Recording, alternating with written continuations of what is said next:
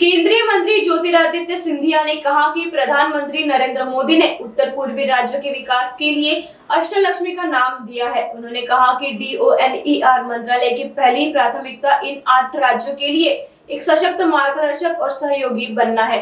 सिंधिया ने यह भी बताया कि मंत्रालय उत्तर पूर्वी राज्यों के विकास में हर संभव सहयोग देगा और उनकी प्रगति के लिए रणनीतिक पहल करेगा।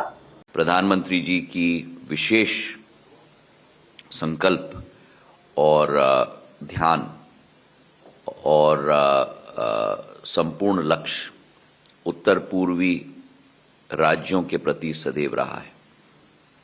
उन्होंने इस क्षेत्र को अष्टलक्ष्मी का नाम स्वतः उन्होंने दिया है।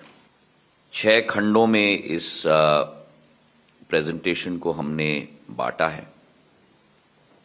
हमने कोशिश की है राज्य मंत्री सुकंता मजूमदार जी के साथ और सचिव चंचल कुमार जी के साथ कि एक नया रूप डोनर मंत्रालय धारण करे।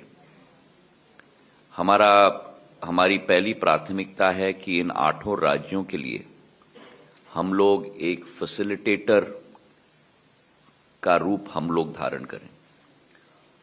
उनके हर संकट का समाधान निकालने की हम लोग कोशिश करें, चाहे वो स्थानीय हो और चाहे वो किसी योजना के तहत एक नई विकास और प्रगति की गाथा की पिरोने की कोशिश हो।